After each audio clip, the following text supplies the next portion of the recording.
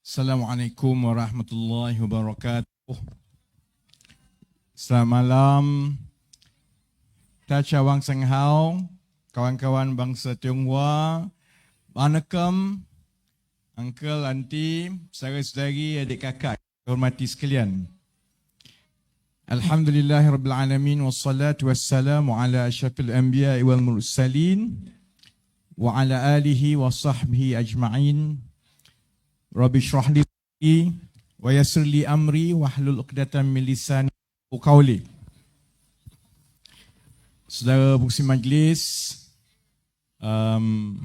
yang berhormat Kak Rusnah, saudara-saudari, sahabat-sahabat yang hadir pada malam ini, dan saya sebenarnya tak nampak sangat lampu banyak jadi tak nampak orang kat depan ni.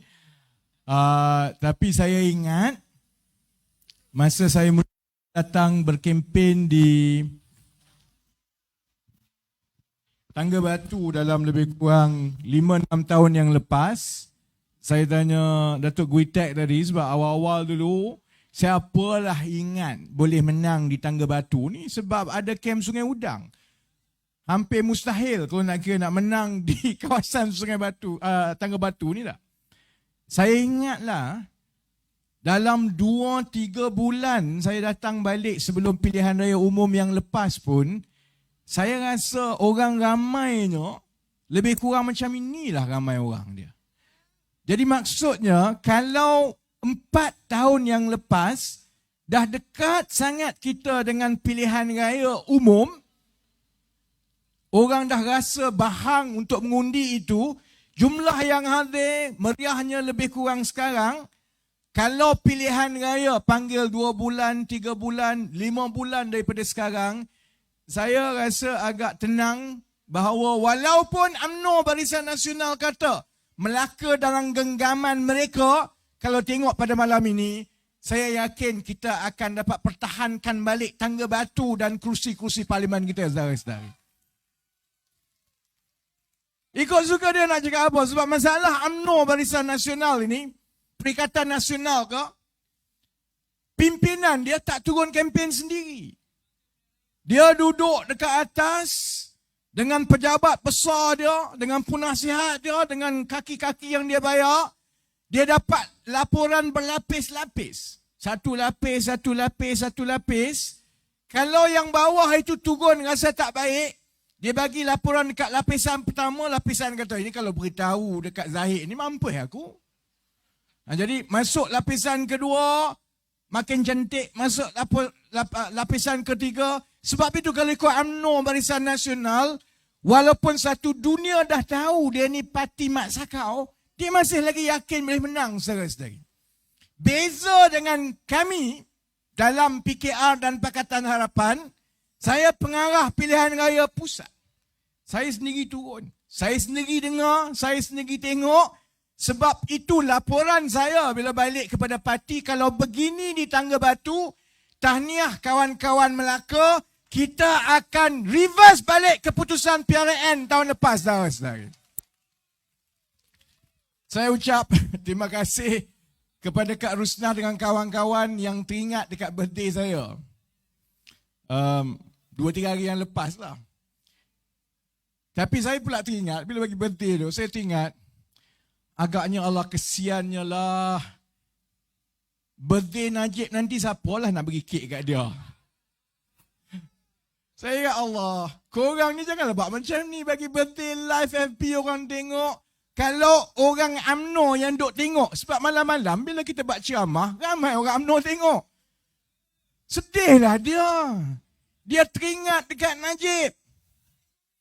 Sebab itu saudara-saudari, jangan tambah kesedihan UMNO Barisan Nasional. Cukuplah Rosmah seorang yang sedang rindu sangat kat Najib sekarang ni. Baik. Kita mungkin dalam 1 bulan, dalam 2 bulan, mungkin 3 bulan untuk masuk pilihan raya, kan. Saya pergi mana-mana ialah orang nak dengar hujah, orang nak dengar skandal, orang nak dengar macam-macam, kan. Malam ini saya mungkin nak sentuh agak lain sedikit. Sebab seperti mana di Johor, di Melaka juga, ialah negeri yang telah pun melalui lebih banyak pilihan raya berbanding dengan tempat lain. Tahun lepas dah melalui pilihan raya negeri, lepas ini akan melalui pilihan raya umum pula. Selalunya, kita dengar daripada pimpinan, pasal pimpinan. Pasal tanggungjawab orang politik, tanggungjawab kerajaan dan sebagainya. Malam ini saya nak pusing sedikit. Saya pun seperti saudara-saudari juga adalah pengundi. Kita semua ni ada hak yang sama. Setiap seorang daripada kita mempunyai hak dan tanggungjawab dan amanah. Bukan hak dan keistimewaan semata-mata, tetapi hak mengundi itu datang dengan amanah supaya kita memilih pimpinan yang menjadi kerajaan yang baik. Jadi kita juga kena tahu bahawa untuk memilih itu, kenalah kita buat keputusan yang baik kerana kita akan dipertanggungjawabkan atas keputusan kita itu. Saya senanglah.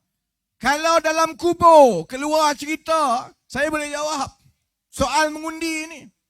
Atas dunia saya boleh jawab. Kalau orang kata, kamu tak malu ke Malaysia? Ada Perdana Menteri yang masuk rekod nombor 1 paling banyak curi duit rakyat dalam satu dunia. Saya tak malu. Sebab saya tak pernah mengundi dia, saudara-saudari. Sepanjang saya ada hak untuk mengundi, saya rasa saya telah menjalankan amanah itu dengan baik. Sebab saya tak pernah pilih kalau saya tahu dia ni akhlak tak betul. Kalau saya tahu dia ni bangang, tak reti buat kerja. Walaupun dia baik dengan saya, kalau saya tahu dia ini tidak amanah, makan duit rakyat, macam mana kalau adik saya ke, abang saya ke, pak saudara saya ke, insya-Allah saya takkan undi. Sebab saya tahu satu hari nanti saya akan kena jawab atas amanah mengundi saya itu. Jadi benda yang sama, yang kita sama-sama pikul. Baik ahli politik ke, pimpinan ke, cikgu ke, adik ke, kakak ke, pencen ke, askar ke, semua kita sebenarnya akan menjawab atas pilihan kita kerana undi yang kita buang, kita bagi undi itu saudara-saudari, kesannya cukup besar kepada orang. Mengundi pasukan, mengundi parti yang akibatnya hak orang lain dirampas, berlaku ketidakadilan, kita juga sama-sama pikul. Jadi saya nak mula dengan mudah saja. Kalau kita pengundi, macam mana kita nak pilih pemimpin? Sebab saya pergi mana-mana, selalunya UMNO, PAS, Bersatu ni dia tak boleh jawab dengan saya. Dia akan hina, maki, tapi dia tak boleh jawab hujah dan bukti yang saya tunjuk. Dia tak boleh jawab. Jadi kalau kita jadi orang biasa, dalam memilih pemimpin dalam sistem demokrasi macam Malaysia, tambah sekarang ni parti bersepah-sepah. Saya tunggu parti Tupperware lepas ni untuk masuk tanding. Segala jenis parti ni. Parti bersepah-sepah, semua orang nak jadi wakil rakyat.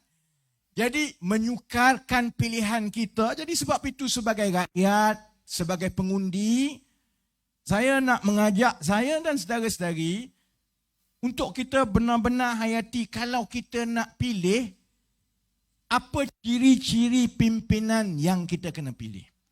Sebab saya nak jawab benda yang pertama sekali, iaitu bila UMNO Barisan Nasional, Perikatan Nasional serang, dia kata, kamu jadi kerajaan, apa kamu nak buat? Dulu kamu tak buat apa.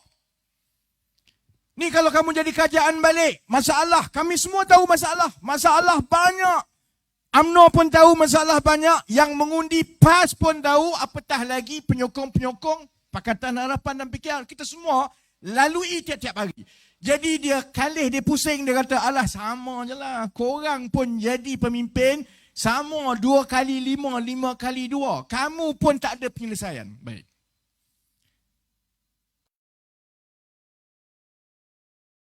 Boleh pilih orang yang paling cerdik untuk menganggotai kerajaan lepas ini.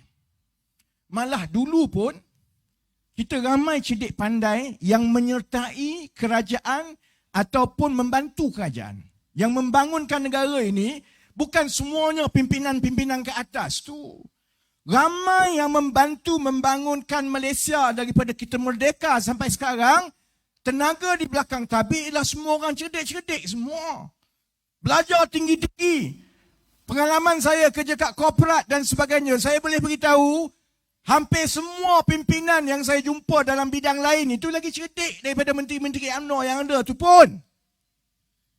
Tapi kenapa dengan begitu ramai orang cerdik, orang jujur, orang yang sebenarnya boleh membuat perubahan di negara ini, tapi kita makin teruk satu zaman ke satu zaman, makin miskin, keadaannya makin perit untuk rakyat. Kenapa daripada zaman saya kecil dulu sampai sekarang, saya dah umur 45 tahun sekarang ini, kita rasakan bahawa keadaan makin teruk dan makin teruk. Sebabnya ialah, dalam sebuah sistem kerajaan macam kita, bawalah orang cerdik macam mana pun, kalau kepala dia, kalau pimpinan menteri-menteri yang ada kuasa, yang orang cerdik-cerdik ni kena jawab kepada menteri-menteri 4-5 orang ni, bawalah orang cerdik macam mana pun. Kalau kepala 4-5 dekat atas ni tak ada ciri-ciri pemimpin yang baik, dia tak jadi. Mari orang cerdik nak beritahu, Datuk Seri, kita kena buat gini. Tak berminat, dia tengah cek baju mahal dia yang baru. Mari orang cerdik beritahu, Datuk Seri, kita kalau ambil wang dan laporkan, dan kita bagi peluang kepada orang-orang kampung biasa, supaya setiap seorang itu dibantu seorang boleh pelihara lembu 100 ekor secara teknologi dan tersusun, kita tak payah import lembu. Menteri dengar, bagus ini. Aku nak ambil idea tu.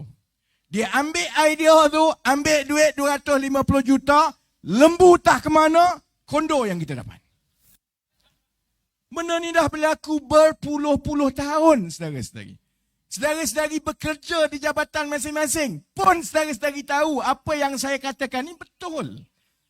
Sebab itu orang kita balik luar negara cerdik, pandai, ada idea macam-macam. Mari umur 40 tahun dia kata, tak apalah, aku dah malas dah semua ni, aku dah lalui semua. Kalau yang kepala itu malaun, marilah orang cerdik macam mana pun, idea hebat macam mana pun tak jadi. Sebab itu tanggungjawab kita sebagai pengundi ni cukup penting. Mari idea macam mana pun, anak-anak kita belajar cerdik macam mana pun, kalau kita tidak letakkan pimpinan yang betul di atas, negara ini akan makin rosak dan makin rosak. Sebab itu saya tak tahu saudara-saudari memilih macam mana. Kalau orang UMNO, saya tahulah dia pilih macam mana. Dia tengok Najib, dia rasa Allah, tak ada manusia lagi yang lagi handsome daripada Najib ni. Dia tengok Zaid, saya pun tak tahu. Kalau orang UMNO tengok Zaid, apa yang disayang sangat dekat Zaid ni? Duit.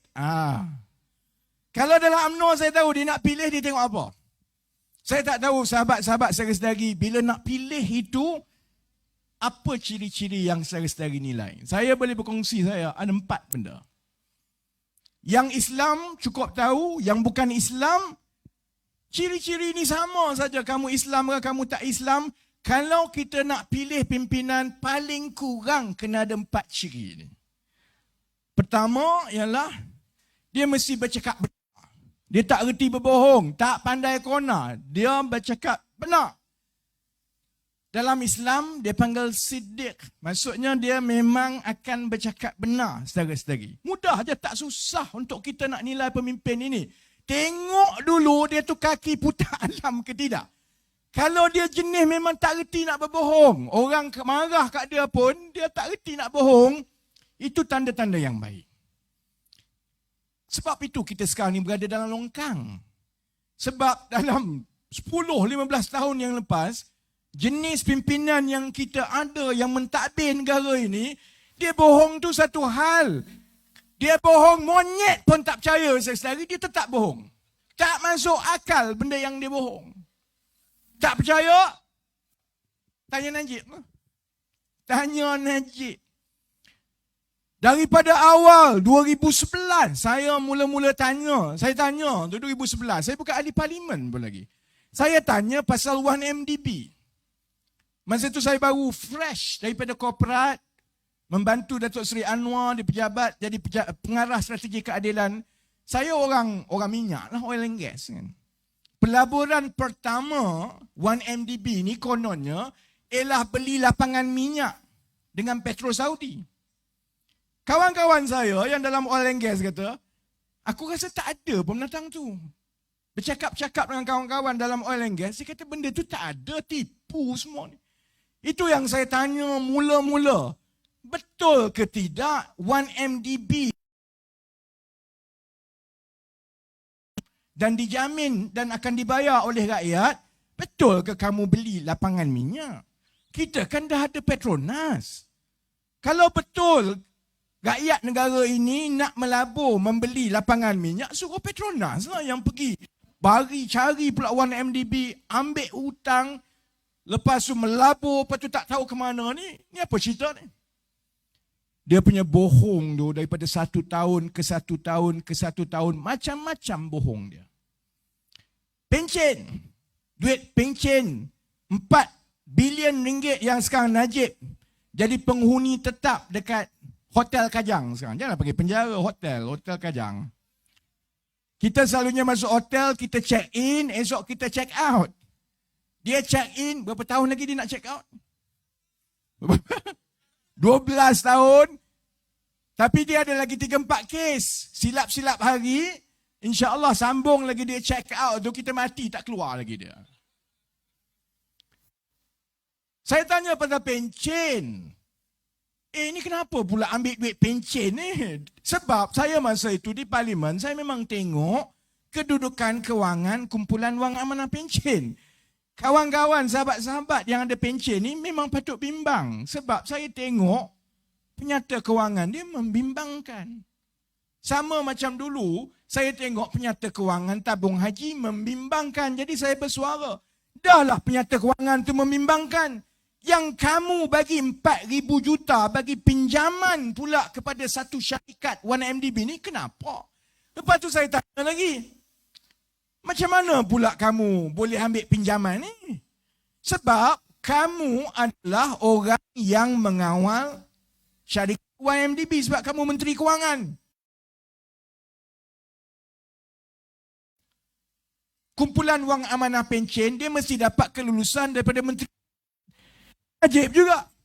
Itu yang dulu saya marah macam mana. Mana ada satu hari Najib tulis surat daripada 1MDB kepada kumpulan wang amanah pencen melalui Menteri Kewangan minta bagi pinjaman 4,000 juta, dia tanda tangan Najib Razak. Esok Najib Razak masuk dalam Kementerian Kewangan dapat surat. Aku dapat surat daripada Najib. Najib meluluskan pinjaman Najib. Masa saya tanya dulu, orang marah, UMNO maki hamun. Saudara-saudara ambil masa 8 tahun untuk kita buktikan bahawa benda tu betul. Sekarang, bukan saya yang ada dalam lokap dan penjara, saudara-saudara. Yang ada adalah Najib sebab dia bohong daripada awal pasal 1MDB. Tahun 2016, apabila mula terbukti bahawa wang masuk terus ke dalam akaun dia 2.6 bilion. Najib jawab apa awal? Saya ini adalah seorang pejuang Islam yang sangat dihormati oleh kerajaan Saudi. Oleh kerana perjuangan saya memartabatkan Islam ini cukup bagus, maka kerajaan Saudi mendermakan kepada saya 2,600 juta. Pembohong nak mampus. Saya tak payah tanya Saudi pun saya tahu sebab apa. Kes ataupun isu yang paling rapat dengan rakyat, orang Islam, umat Islam ni satu je. Palestin, saudara-saudari.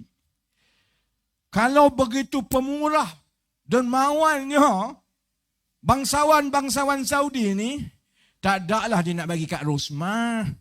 Dia bagi kat kawan-kawan kita, saudara-saudara kita dekat Palestin lah 2,600 juta. Bukan bagi kepada Najib. Bohong lagi.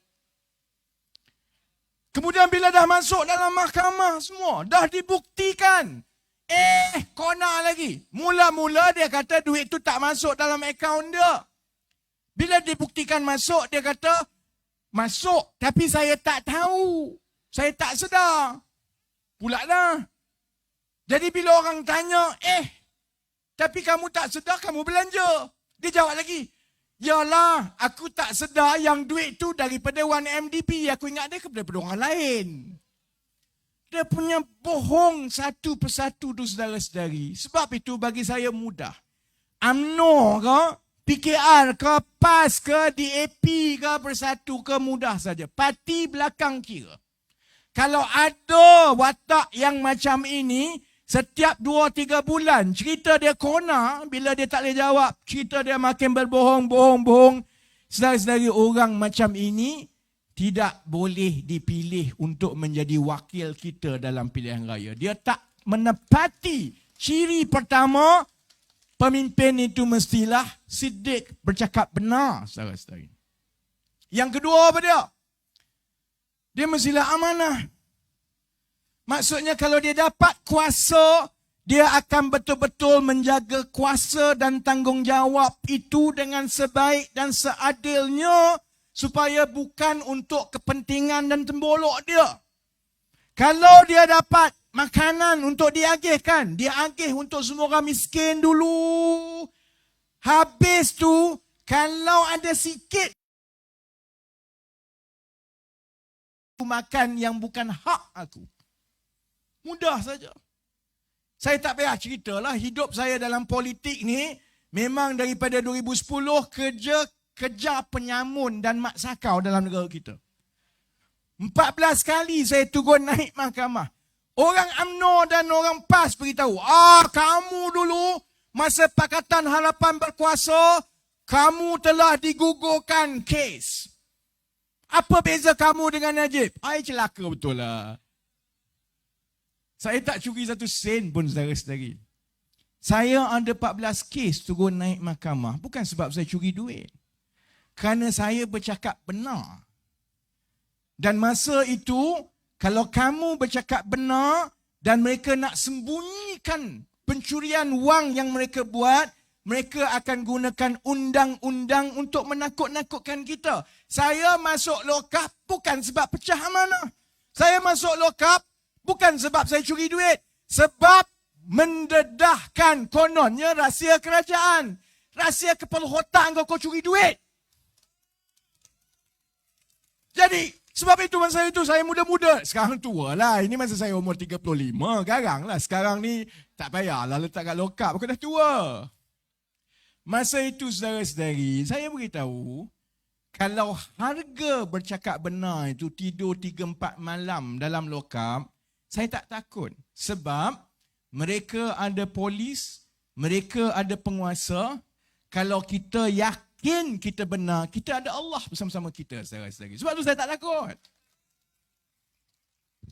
Orang UMNO kata, sama saja ni pimpinan daripada pakatan sebab digugurkan kes. Semua kes orang macam. Sebabnya selama berpuluh-puluh tahun, sengsara paling besar rakyat kita ialah apabila kekayaan dan peruntukan wang negara habis kena sapu untuk dia.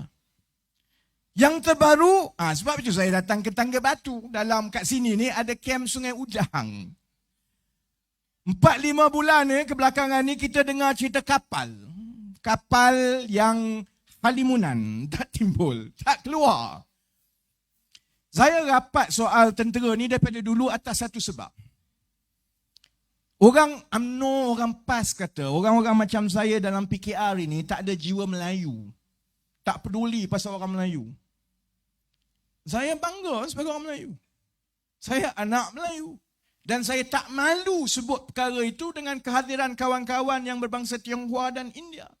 Sebab kita menjadi benteng pertahanan utama negara ini. Kita orang majoriti, kalau kita bagus, kalau kita cerdik, kalau kita amanah, maka daripada sikap kita itu akan bawa laba kebaikan kepada semua orang. Bukan saja orang Melayu, orang Cina pun akan hidup senang, orang India pun akan hidup senang.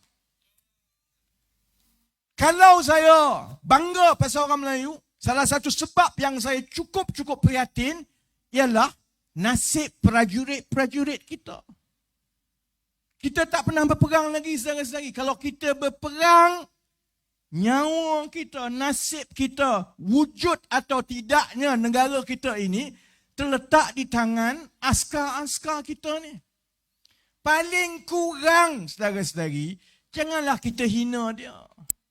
Dahlah kita tak bayar dia banyak. Dahlah kita tak letakkan dia di tahap yang sama macam negara-negara lain. Dahlah kita minta anak-anak yang muda ini masuk jadi askar, kemudian berkhidmat. Kalau ada perang, bukan Ismail Sabri dululah yang pergi. Saya ingat, kalau ada perang, saya ingat pimpinan UMNO yang dekat PWTC itu, Ahmad Maslan. Saya ingat Ahmad Maslan pergi perang dulu ke? Taknya. Sama macam dia menangis sebab Najib masuk penjara sekarang. Kalau Malaysia perang, dia menangis. Dia dulu cabut saudara-saudari. Akhirnya benteng kita ialah angkatan tentera kita. Baik tentera darat, baik tentera laut, baik tentera udara. Dan saya datang daripada keluarga yang memang ada askar prajurit. Arwah sepupu saya tentera darat. Pak mentua saya pesara pencen tentera. Jadi saya faham perasaan orang tentera. Kamu curi duit 1MDB satu hal tak? Beza dia curi duit 1MDB dengan curi duit kapal, curi duit peruntukan pertahanan ni begini. Curi duit 1MDB rakyat mungkin tak nampak kesan dia terus. Sebab kita hanya akan membayar hutang itu bagi pihak mereka dalam bentuk cukai yang dia kutip daripada kita. Kita mungkin tak nampak. Tapi bila dia sakau duit peruntukan pertahanan, sementara kita dahlah kena tanggung hutang yang besar, yang sengsara adalah prajurit-prajurit kita. Ini semua Melayu, saudara-saudari.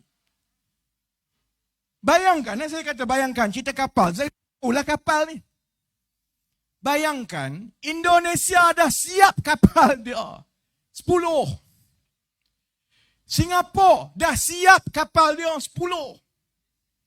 Tempah sama-sama tempah tu tahun 2011, 2012 dulu. Singapura kata siap tahun 2016. Siap betul.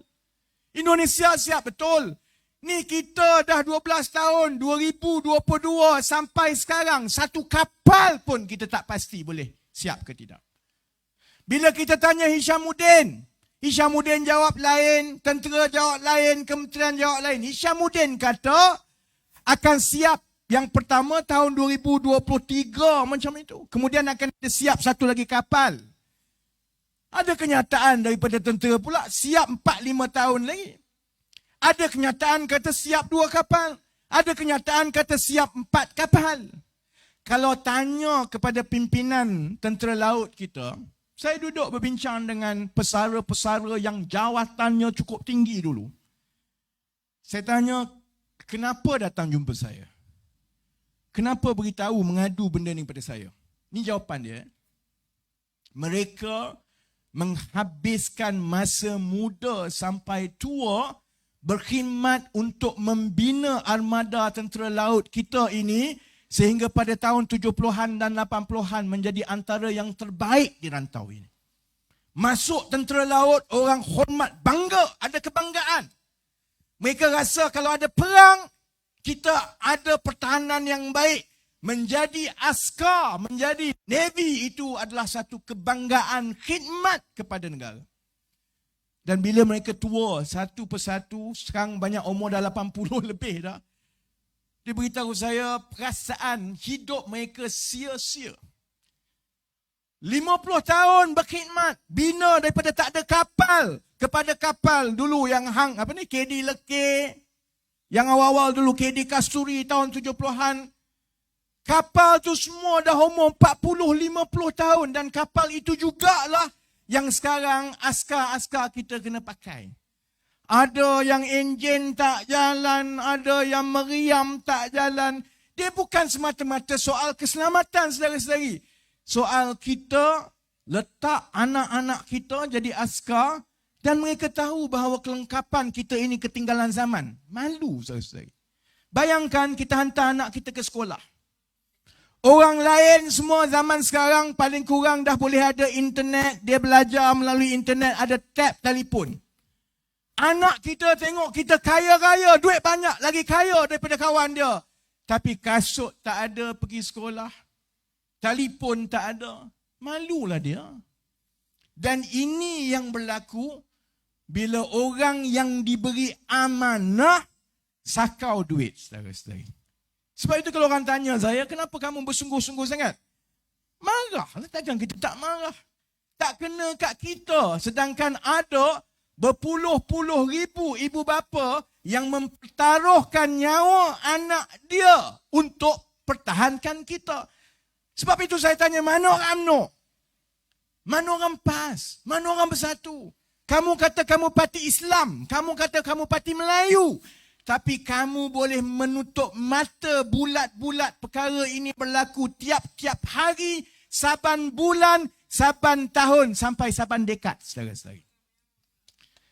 Bayangkan tahun 2026, kalau betul kita siap 2 kapal, siap 2 kapal. Kapal ni kita tempah tahun 2009. Masa itu teknologi yang tahun 2009 tu ke laut. Wah. Indonesia, China, Singapura masa itu 2026 dah tempah kapal armada generasi baru dah pun, saudara-saudari. Saudara-saudari, adik-adik yang pergi dekat universiti ni masuk college tak? Orang sekarang dah pakai iPhone 14. Kamu masuk nak pergi tackle girlfriend pakai Nokia 3 yang macam butter dulu tu. Tak ke malu? Saudara-saudari, itu nasib kita. Nasib kita apabila pimpinan yang rakyat biasa macam kita ini pilih tidak amanah. Memang tak kena batang hidung kita.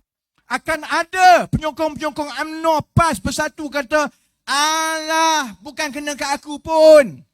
Mungkin tak kena atas batang hidung sekarang, tapi satu hari nanti kita kena jawab kerana atas pilihan kita itulah yang memberikan kuasa kepada manusia-manusia yang tidak amanah. Dan memilih pemimpin yang tidak amanah itu akan merosakkan negara. Itu cerita kapal. Cerita kem Sungai Udang satu hal lagi. Itu cerita tentera laut. Cerita tentera darat pun ada juga. Saya tak nak cerita panjang saya kat sini lah. Dia macam cerita Netflix lah. Dia kena cerita sikit. Kita nak pergi perang, kenalah ada artileri. Orang askar kat sini tahulah. Saya pelik tau. Kalau saya tak jadi accountant, tak jadi engineer, satu cita-cita saya, ni kira fantasi saya nak jadi askar daripada dulu. Saya suka tembak orang ni, memang pelik daripada dulu. Jadi saya tahu soal infanteri, soal artileri, semua ni saya memang belajar dengan mendalam. Itu minat saya. Tentera darat, memang daripada satu masa ke satu masa, kita perlukan artileri yang berkembang dengan zaman itu. Nak tembak meriam tak? Meriam ini diukur dari beberapa segi lah. Tapi selalunya meriam yang lebih baik boleh menembak dengan lebih jauh.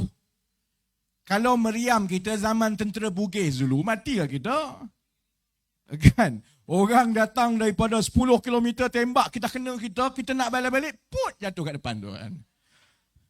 Jadi soal meriam, persenjataan meriam bagi tentera darat ni cerita lama. Sama juga soal kapal untuk Navy, cerita lama juga. Saudara-saudari tunggu. Saya kesian bila dengar cerita daripada tentera-tentera ni. Menteri UMNO ke, Menteri Bersatu ke, Menteri PAS ke tak tidur malam lepas ni. Dulu pegawai-pegawai kerajaan takut untuk bercakap dengan parti macam Keadilan ni.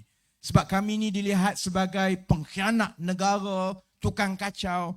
Saudara-saudari sekarang ini saya tengok selepas mana MDB semua ni, salah satu perubahan yang paling baik, antara orang yang paling berani buka mulut ialah pegawai-pegawai kerajaan. Kamu sakau duit, sampailah pegawai kerajaan dekat saya jumpa. Ada je. Boleh tak jumpa? Saya kalau orang cari, orang lain ahli politik cari, payah saya nak jumpa. Kalau pegawai kerajaan yang saya tahu, dia nak beritahu tentang maklumat sakau duit ni, memang saya sampai kat situ. Sehari-hari tunggu, kapal tak habis lagi cerita kapal ni. Saya berada luar negara 2-3 hari lagi, jadi tak sempat lagi. Saya balik saja sehari-hari. Seperti biasa, saya akan tunjuk dokumen demi dokumen, harga demi harga, berapa banyak dia markup, berapa banyak dia buat. Soal dia nak sakau duit tu satu hal. Soal kau gila, kau bagi kelengkapan ataupun meriam ataupun persenjataan yang sebenarnya akan membahayakan dan juga menghina angkatan tentera kita. Saya tunggu, kalau bukan minggu ini, minggu depan insyaAllah. Saya bukan Najib, kata nak saman minggu depan, sampai kesudah tak saman. Kalau saya kata minggu depan tu, insyaAllah minggu depan kita buka cerita meriam pula. Kapal kita dah tunjukkan, meriam kita tunjukkan, sebab saya yakin pentingnya untuk kita menyedarkan sahabat-sahabat rakyat kita bila mengundi itu, tolak tepi soal perkauman, soal benci, soal kita dilaga-lagakan. Hatta kamu Cina ke, Melayu ke, India ke, Iban Kadazan, tanggungjawab kita dan bagi yang Islam, tuntutan agama pun. Kita kena pilih orang yang amanah. Tak suka kat dia, tak apalah. Tapi kena pilih yang amanah. Sebab kalau kita tak pilih orang yang amanah, kita akan mengalami masalah-masalah yang berlaku. Soal kapal, soal tentera, soal meriam. Ini belum lagi soal segala jenis benda yang tak larat nak korek satu-satu. Baik. Saya dah sentuh soal Siddiq, bercakap benar. Saya dah sentuh soal amanah, memegang amanah itu dengan betul-betul. Yang ketiga, nak pilih pemimpin, mestilah pilih pemimpin yang tabligh, menyampaikan, mencerdikkan, mencerahkan. Kita nak ikut pemimpin, kita nak ikut supaya kita lagi jadi cerdik. Kalau kita ikut yang kononnya pemimpin, kita lagi jadi bodoh, mampu kita. Kita kena ikut orang yang angkat kewarasan kita menjadi lebih baik. Kerana itu lumrah manusia. Kalau kita ikut pemimpin yang buat kita lagi bodoh, masuk longkang saya sendiri, itu bertentangan dengan lumrah manusia yang Allah cipta. Sebab itu saya tengok orang tanya, kebelakangan ini orang tanya. Dia kata YB payahlah, YB berkempen macam ini. YB perlu cerita pasal mata wang lah. Cerita pasal ekonomi lah. Cerita pasal solar lah. Mana orang nak faham? Dia hantar saya satu video. Tengok ni betapa pandainya UMNO berkempen. Kalau PKR berkempen macam UMNO ni, mesti kita boleh menang undi Melayu. Saya pun tengok lah. Saya mungkin tengok kan. Adalah ketua pemuda UMNO seorang ni, dia bagi taklimat kepada anggota-anggota UMNO menerangkan bagaimana kawan kita yang check in dekat Hotel Kajang tu, macam mana dia tak sedar duit masuk 42 juta. Sebab sampai kesudah Najib kata, dia tak tahu duit tak masuk, dia tak sedar sebenarnya. Dia belanja tu sebab dia tak sedar. Jadi dia terang begini, dia kata, Datuk Seri Najib ni orang cukup hebat. Memang dipandang tinggi. 42 juta tu sikit je. Sikit sangat jumlah tu masuk dalam akaun dia. Sebab bila dia ni dipandang tinggi di dunia sebagai negarawan Islam, pejuang Islam yang bagus, bangsawan dan putera Saudi masukkan 2,600 juta dalam akaun dia supaya dia boleh pertahankan dan kerajaan UMNO ini boleh terus membela Islam. Jadi kawan kita yang UMNO tu beritahu. Dia kata bayangkan saudara-saudari, 2006 42 juta. Jadi dia bagi contoh, macam kita lah orang biasa dah. Kalau dalam akaun kita masuk 2 kupang, takkan kita ingat kot 2 kupang je. Kita tak perasan. Lainlah kalau masuk RM1,000, baru kita perasan. Sebab itu samalah dengan Datuk Seri Najib. 42 juta ringgit tu macam 2 kupang je kepada dia. Sebab itu bila masuk 42 juta ringgit, dia tak perasan pun sebab banyak lagi yang masuk. Jadi adalah kawan-kawan yang kata, kenapa kita tak boleh berkempen macam ini? Kan mudah. Jawapan saya, saudara-saudari, kerana ia bertentangan dengan tuntutan untuk menjadi pemimpin. Untuk menjadi pemimpin, kita kena ada sifat tabligh. Maksudnya kita menyampaikan dan mencerdikkan dan mencerahkan. Bukannya membodohkan rakyat. Sebab itu saya kata kepada UMNO, kamu nak menang dengan cara membodohkan, silakan. Saya nak kata kepada PAS, kepada Bersatu, kamu terus nak main permainan yang menghina kewarisan dan kecerdikan rakyat, teruskan. Saya takkan buat, saudara-saudari. Kalah pun tak apa, kerana saya percaya tanggungjawab saya. Kalau saya nak pilih pemimpin, saya nak memilih pemimpin yang ada sifat tabligh supaya saya jadi lagi cerdik bila saya ikut pimpinan itu. Saya nak beritahu kawan-kawan UMNO, kamu pakailah, kamu pakai kona putar alam ni kan. Sekarang kau rasa kau dapat sokongan lah sebab kau bodohkan rakyat. Najib dulu pun rasa macam tu juga. Kamu ikut Najib membodohkan rakyat, sekarang kamu ikut ayat dia. Lama-lama, kamu pun ikut check-in dekat Hotel Kajang macam dia juga.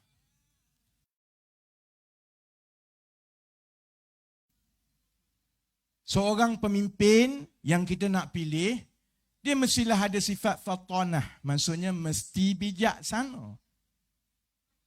Kalau tak cerdik, tak bijaksana, jangan pilih kerana akan datang musibah kepada kita. Sekarang ni contohnya sekarang ni kan. Memang betul negara kita ni orang kata kucak-kacir, macam-macam isu nak diselesaikan. Masa inilah juga akan ada pihak yang kata kita kena panggil pilihan raya cepat-cepat supaya kita boleh pilih kerajaan yang stabil. Kerajaan yang stabil ini akan dapat membantu membangunkan rakyat dan membetulkan segala masalah yang berlaku sejak 2018, kata orang UMNO. Sebab tu dia kata pilihan raya kena buat macam mana pun. Dia ratib 2 benda je sekarang. Satu dia menangis pasal Najib, satu lagi dia ratib pilihan raya. Tapi nak buat pilihan raya, kita kena sedar bahawa ia bukan soal kuasa. Kalau tanya saya pengarah pilihan raya PKR. Saya boleh sebut kepada sahabat-sahabat yang hadir, kepada yang menonton, saya tak bimbang kalau dipanggil pilihan raya bulan 11 ke bulan 10 ke. Saya dah biasa mengepalai kempen pilihan raya. Pengalaman saya setakat ini, Ligan 1 Malaysia sejak 2-3 bulan yang lepas, saya boleh rasa gelombang, bibit-bibit gelombang yang ada sekarang ini tak banyak beza dengan bibit gelombang 2018. Saya juga ada data. Saya juga tahu contohnya bahawa 4 daripada 5 rakyat Malaysia sekarang ini tidak berpuas hati dengan keadaan ekonomi. Semua tak gembira. Dulu masa Najib kalah tahun 2018, bila kita tanya, dan soalan itu saya tanya kepada pengundi-pengundi tiap-tiap bulan sejak Jun 2016. Adakah kamu berpuas hati dengan keadaan ekonomi kamu sekarang? Tahun 2018, bulan 5, bila Najib kalah, yang jawab tidak berpuas hati 65%. Bulan Ogos, bulan lepas, 2022, yang jawab tidak berpuas hati adalah 80%. 4 daripada 5. Baik orang UMNO pun dia tak puas hati, baik orang yang kata dia PAS pun tak puas hati, kita yang sokong Pakatan ni lagilah tak puas hati. Jadi saya tahu, saya turun, saya tengok di setiap ceramah, jumpa dengan orang, saya tahu bahawa rakyat tak gembira. Saya tahu bibit-bibit nak membawa perubahan yang kita pernah tengok dulu ke arah pilihan raya umum 2018, bibit itu ada. Saya juga tahu bahawa rakyat tak gembira. saya juga tahu dalam pilihan raya negeri Melaka, pilihan raya negeri Johor, jumlah pengundi yang menyokong UMNO itu tak berbeza sejak 2018. Sokongan UMNO kekal pada tahap 40 ke 42%. Maksudnya, kalau ada yang keluar mengundi, majoriti menolak UMNO. Kalau UMNO cukup yakin, kata, PKR, kamu bungkus dekat Melaka, kamu bungkus dekat Johor. Kebongkakan begini jugalah yang dulu UMNO ke arah 2018. Sebab tahun 2016, kita ada dua pilihan raya kecil. Pilihan raya kecil Kuala Kangsar dan pilihan raya kecil Sungai Besar. Sama macam ni juga. UMNO yakin. Saya ingat lagi Syarizat Jalil yang sebelum itu duduk sembunyi belakang lembu. Tiba-tiba naik lembu terus. Sebab dia rasa menang. Tengok menang di Kuala Kangsar. Tengok menang di Sungai Besar. Dia cukup yakin. Panggil pilihan raya. Kita akan dapat 2/3. Saya rasa lagi. 2/3 tak dapat. Hotel dapat sekarang. Sebab itu kalau UMNO kata, pilihan raya negeri Melaka, pilihan raya negeri Johor ini bukti rakyat menolak PKR dan Pakatan Harapan. Tak apa, silakan.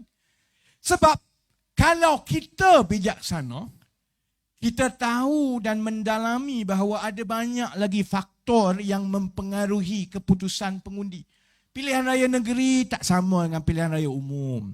Pilihan raya negeri orang tahu bahawa kalau berubah kerajaan pun dia tidak mengubah keadaan ekonomi kerana semua dasar-dasar ekonomi dibuat oleh kerajaan persekutuan, bukan oleh kerajaan negeri. Pilihan raya negeri orang tak balik. Pilihan raya negeri berlaku masa zaman COVID. Pilihan raya negeri berlaku selepas Pakatan Harapan dan PKR kena tikam dan khianat. Banyak isu lain yang ada saudara-saudari yang menyebabkan kalau panggil pilihan raya umum sekarang, saya rasa keadaannya akan berbeza. Jadi saya tak bimbang kalau panggil pilihan raya sekarang soal menang kalah. Saya bimbang satu benda saja. Ada benda kita boleh lawan. Ada benda kita boleh ikhtiar dan kita boleh perbaiki. Melawan bencana alam yang Allah turunkan, tak boleh saudara-saudari. Tak ada orang pemimpin hebat macam mana pun yang boleh melawan bencana alam. Dan Malaysia ni bencana alam ni dah berlaku selama hampir sedekad. Dulu di Kelantan, kemudian di Terengganu. Cuma masa itu orang duk kata ini sebab tebang balak. Sebahagiannya sebab tebang balak. Tapi hakikatnya ialah dunia dah berubah. Perubahan iklim yang berlaku ni bukan benda main-main, benda betul. Kalau di negara lain, saya pernah sebut, kalau di India, di UK, orang mati sebab panas sangat. Cuaca tu terlalu panas sampai mati orang. Tiap-tiap tahun memang betul kutub utara cair. Jadi bila kutub utara ni cair, sudah tentulah dia akan ada kesan kepada iklim dunia. Dan iklim dunia itu bila dia berlaku saudara-saudari, dia bukan pilih negeri. Dia bukan pilih parti. Kotlah dia kata Melaka dan Johor. Oleh kerana rakyatnya telah membuat keputusan untuk memilih parti keramat UMNO, maka banjir akan mengelak dan masuk ke Negeri Sembilan saja. Tak jadi macam tu saudara-saudari. Kalau datang, dia datang.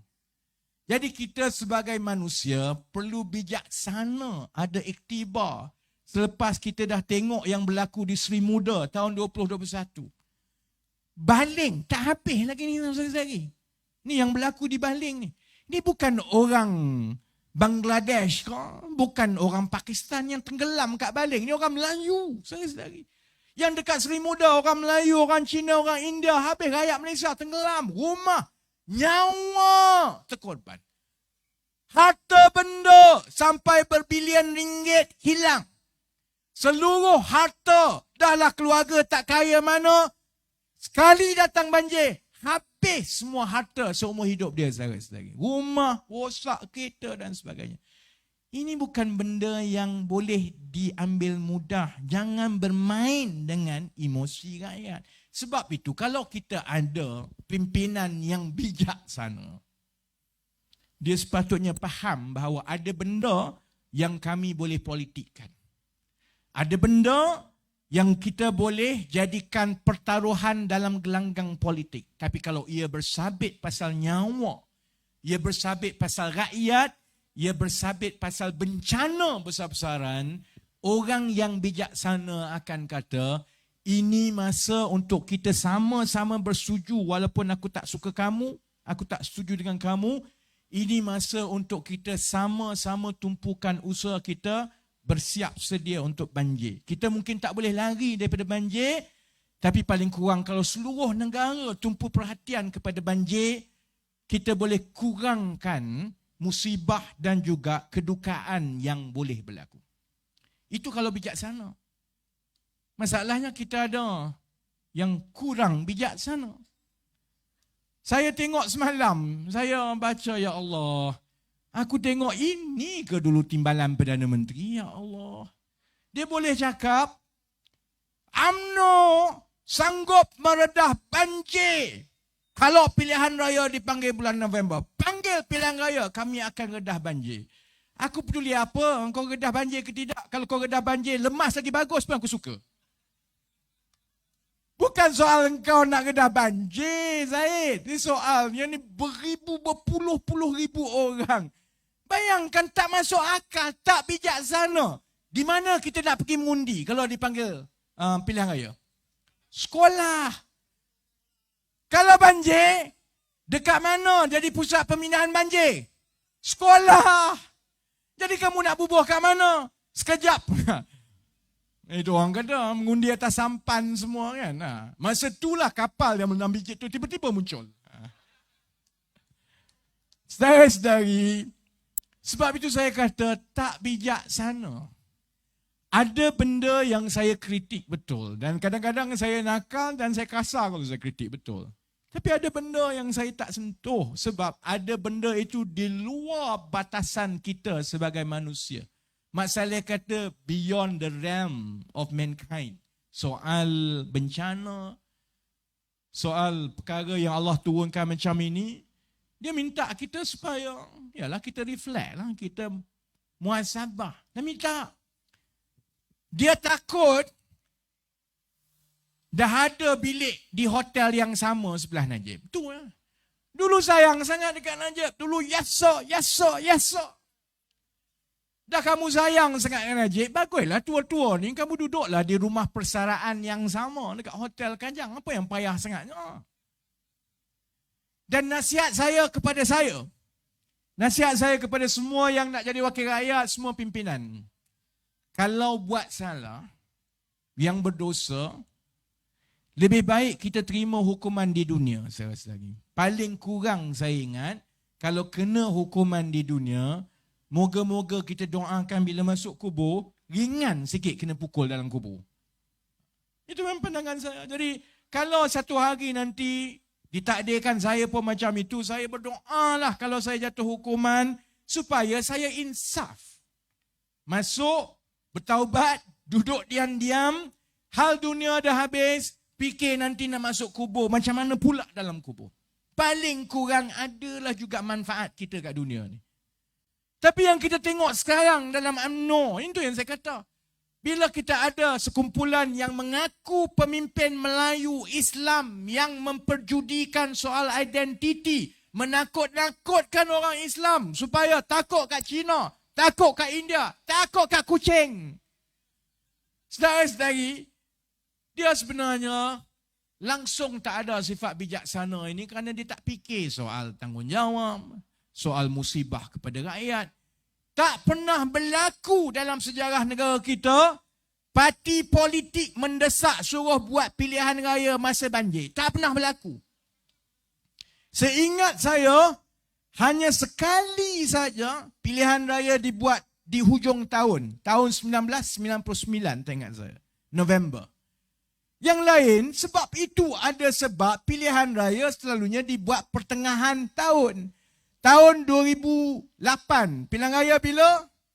Mac kan? Mac saya ingat. Bulan 3. Tahun 2013, pilihan raya bulan berapa?